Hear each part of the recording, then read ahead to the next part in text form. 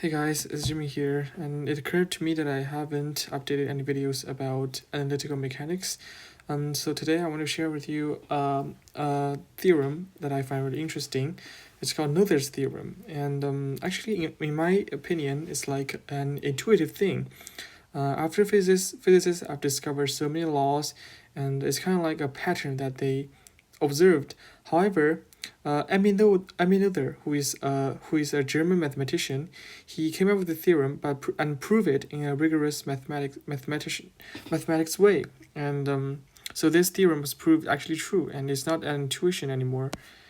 So what the theorem states is that every continuous symmetry of the action of a physical system with conservative forces has a conservation law. So this is the statement, and you can see that they have three key terms in this statement. The first one is continuous symmetry, and the second one is conservative force, and the third one is a conservation law. So I'm gonna explain them one by one. So the first concept, continuous symmetry.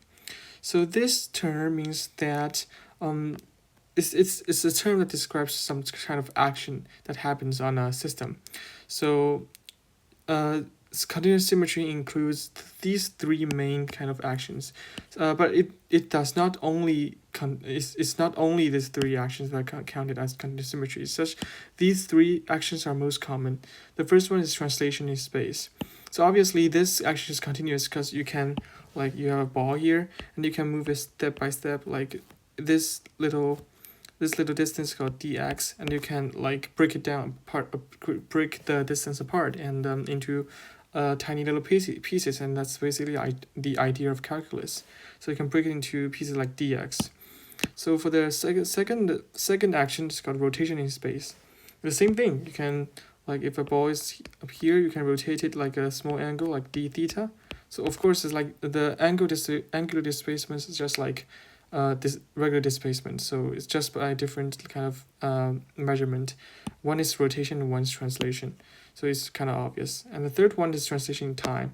So the first two actions we talk about is about in space, like you're actually moving. However, it's in the third one is in time.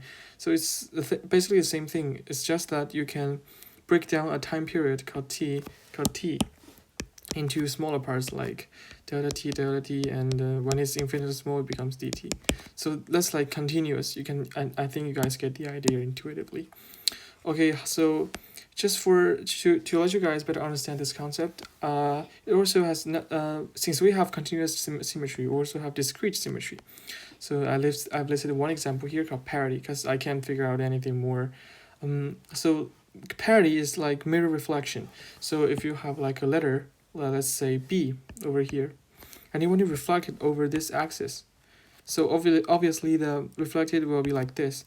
However, you can't do it by part, like in small steps, just like we did just now. Like we can break it down into dx, d theta, and dt. We can break it down. Like it's just one step thing. You can break it down into other steps. So this is called discrete symmetry, and it's not. So you get the idea.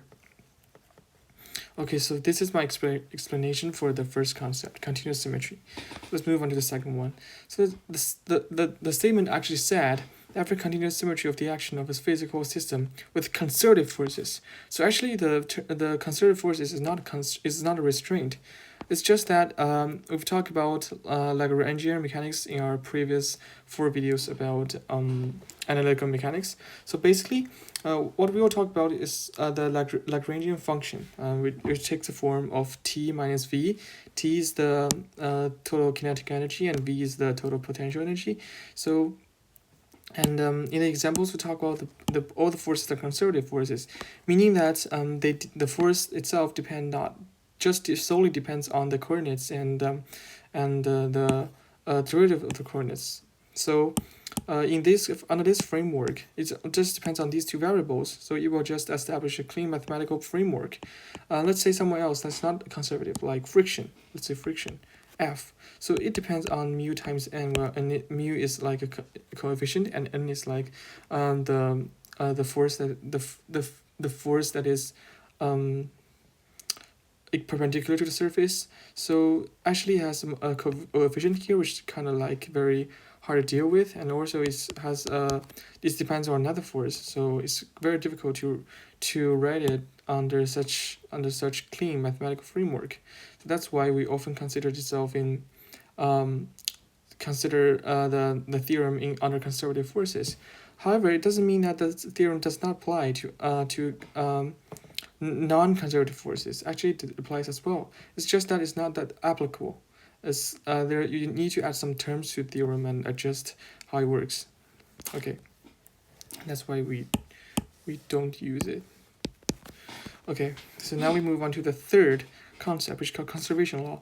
So up to now, we have in my previous videos about analytical mechanics, we have obtained three conservation laws. They're separately conservation of momentum and conservation of angular momentum and conservation of energy. So separately, they can be paired with the continuous symmetry just mentioned, and the conservation of momentum can be connected with the translational invariance in space, and angular momentum connected with the rotational invariance in space, and energy connected with translational invariance in time. So so all this kind of correspondence can be obtained through my derivation I'm going to share with you guys. But first, let's just understand it intuitively. So I have an example here for conservation of energy, which depends on the invariance in time. So let's say we have gravitational constant G is equal to 9.8 meters per square second. So this constant only depends on the location of the Earth. Like, let's say this is Earth. Maybe you feel the time constant is different in here while it's in here. So it depends on the position in space. But no, the gravitational constant won't depend on time. It stays constant. And if you are standing at this same location, the gravity constant stays the same. Let's think if I forgot to mention such a property that the gravitational constant is not affected with as the time pass. It's called translational invariance in time, because after time dt, the value for the constant constant stays the same. Okay, so that's basically why it connects with the translational invariance in time. Okay, let's think about what will happen if g changes with time. Like if I model function here, g bracket t, which means that g is a function of the time. So what will happen? So let's say we have a pool of water over here. So while the g, if in the morning the g is small, like 6 a.m. and this is 6 p.m. So say this at this part the gravity constant is small. So here, it will increase when it reaches afternoon, 6 p.m. What will happen? So we have a pool of water here. What we can do is actually we can pull the water into a reservoir during the morning, and we put it into it 6 a.m. And at 6 p.m. we can just let the water flow out, and it will create because at this time the gravity constant is bigger. It's bigger. The water will flow more quickly.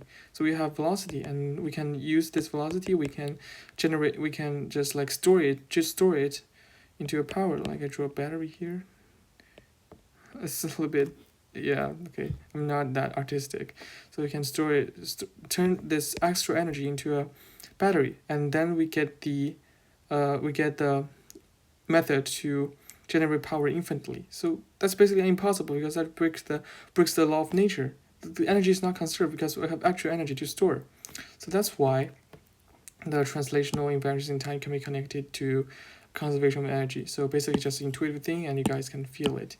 So actually the physicists do as well, and they have intuition about all the conservation laws and some kind of invariance about continuous symmetry.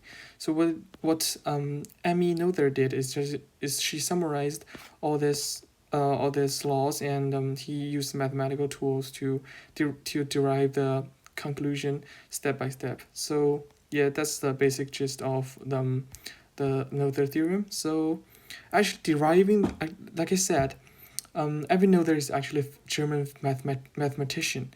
So the the process of deriving the conclusion is very, very complex. Actually, I tried it and it took me like 3 whole days to do the calculation. It's very, very hard. It's very, very time consuming. So basically here I'm only offering the way of deriving, just like how to do this, and I will just skip the part where it requires tremendous amount of calculation. Okay, so first we make the following substitutions over here in this these two substitutions. So t is, we make substitution for time and generalized coordinates. So basically, the position of the the position of the particle in the system just solely depend on the generalized coordinates, and time obviously without. I don't need to mention that. So basically, after making these two substitutions, we can set about to prove whether whether something will conserve under such continuous symmetry actions.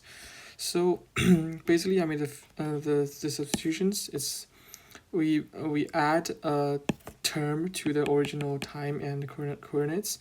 We can break down this part. So since it's continuous, so we must add a infinite small parameter to the term, so that it can be smooth and continuous.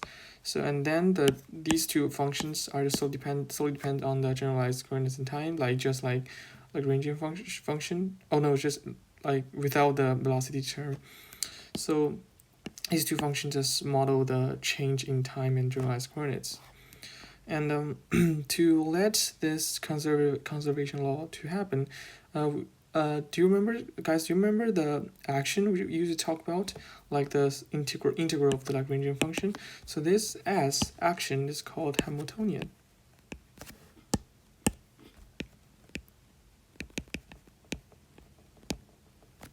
It's like the action is the integral of the Lagrangian function. So if the Hamiltonian stays the same, and so this stays the same after we apply the changes, it means that the corresponding integral of motion exists. What is integral of motion? Integral of motion is basically just the quantity that conserve, like for example, like energy, momentum, angular momentum that we just talked about. So the action just like it describes the state of the physics system. So if it stays consistent before and after, basically there's something that must conserve under these conditions. So here comes the mathematics, and it's it's a lot. And if you guys are interested, you guys can try to derive it step by step. As I said, it's very time consuming, but it's like a good method to practice your multivariable calculus, I guess so. Okay, so first we write the left side. Since the t's can be substituted using this, and we get the same integral sign, and the variable that we integrate over. So basically we can take out the function inside and get this core equation that we're going to substitute back later. And we must demand that the Lagrangian function we take the same form before and after. Pay attention here, like the two Lagrangian function, the one with the hat and one without, they both have the same variables within the function. So we allow for a difference of a first order derivative of a function. That is the function of coordinate and time. So like I said, like in my first analytical mechanics course, like the Lagrangian can allow for a difference of an arbitrary function that's about coordinates and time. It allows for it, and this difference does not make any change to the EL equation, itself, so it allows for it. Okay, back here. Okay, so we must demand that it takes the same form. We want to keep the form of the EL equation consistent. Why? Because I must mention a concept called form covariance. So it's basically like you see the term covariance, it's like a mathematical thing. So basically to if there exist any conservation laws, the form must be consistent before and after. So otherwise, if the form does not take the same, it's not the same, the symmetry will be broken. So meaning that it's not symmetric anymore, and the conservation laws will not exist if they don't take the same form. It will be very peculiar, and I think you guys can understand that intuitively. Okay, so after demanding so, we can see our conditions here. So since we made the following substitution, we can take the derivative of dt hat over dt, and then we'll get something something. I just skip this part. You get something over here, and with this term known, you can then get the value for the derivative of the generalized coordinates, and you just use the chain rule, and you can get the part for this. And then what we do next is just violently and directly expand the Lagrange functions with the height variables over here, because we have already know what we need to know. So first we have our original function without the height variables, and then we just expanded the main Taylor series. Okay, with these terms, it's just Taylor series. We get a bunch of expressions, and then for the difference function over here, we expand them as well, because the difference function has the headed variables as well. So original function over here, and a bunch of things over here. And then for this step, we substitute a new function back here. It's called pi alpha over here. The reason why we do that is very simple. It's no fancy stuff.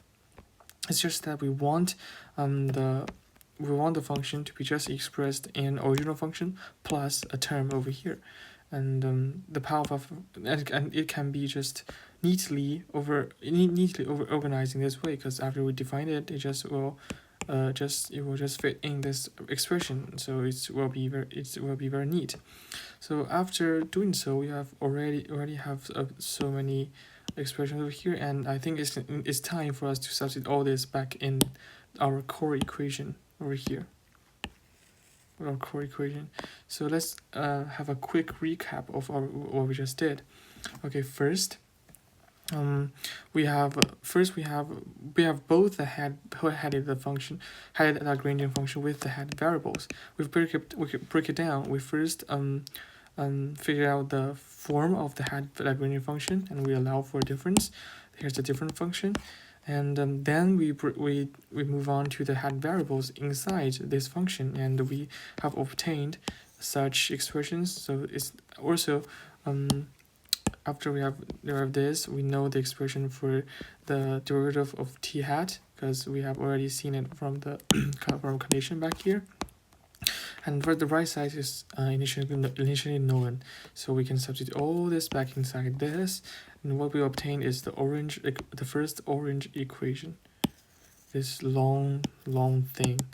Okay, so we notice on the right is just the derivative of the pi alpha function. So after we make the definition of the pi alpha, it becomes the whole equation will look a lot better if we don't. And then we consider the derivative of the total derivative of Lagrangian function over time t is takes such form that we can simplify the long equation further into this. Okay, after seeing this, we'll figure out it must remind you of the EL function we learned in our first video. Let me check, because it takes a form like this. Takes a form like this. Well, f in this case is a very long expression, because we have derivative of f over the generalized velocity, and we have the derivative of f over generalized coordinate, and where is it? Okay, here. And now we can define a bunch of things in a bunch of stuff. We define this called I alpha, and you notice as the first over here we take a derivative over time t, and here we do not, and yeah, that's how we did it. Inside all a bunch of stuff inside is called L alpha. It's just the integral of motion we just talked about. Here is just the quantity that conserved is just this. Okay, so after we have obtained the generalized our expression for the conserved quantity over here is the first line written in red color. We must check because we have already known for sure 3 conservation laws, and we have just obtained a conclusion of the generalized expression for this, so we must check it. Okay, so first these two, because in the substitution part we only made a substitution to about time and the generalized coordinates, so there's no distinguishment and distinguish between rotation and translation. So we just combine them in just variation in space. Okay, so we want to check whether the laws will conserve under certain symmetric actions in space. So we must at this time we must keep time constant. We must demand that psi alpha is equal to 0. Here psi alpha is equal to 0, and we demand in our checking part, we demand that the difference of the had Lagrangian function and the original function is 0 as well. It's just for convenience, and I'll explain later what will happen if this difference is not 0. Okay, and then we obtain the, after substituting this back in, and this term will be 0 because psi alpha is 0, and also pi alpha will be 0 since the difference there's no difference between Lagrangian functions, and here because psi alpha will also be 0. So what was left is just this expression over here. And if you do a quick recap of our previous courses on analytical mechanics, and this is the expression in the box is just the expression for canonical momentum, and it can be slightly modified to angular momentum and linear momentum. And what we did over here, we can just demand one of the eta coefficient eta to be 1 and the rest of the eta to be 0, and we can obtain the conservation of momentum. Okay, for the third part, the conservation of energy, which is related to the translational invariance in time, we want to check this. Okay, so we make translation in time. We demand that psi alpha equal to a random constant like 1. We demand psi alpha to be 1, and we must keep the coordinates, the location the same, and we demand the eta I alpha to be 0 for all alpha, eta alpha equals 0, and psi alpha equal to 1, which is just for convenience. Also, we demand that the difference between Lagrangian functions to be 0 as well. And then after substituting all this back in our original, substituting all this into our expression for integral of motion, we'll get this, which is the expression for energy if you derive from Lagrangian EL equation. And that's it. We have already verified our conclusion using the 3 conservation laws, and yes, the result is good. So here's the Noether's theorem, and it's very, very magnificent and very interesting as well.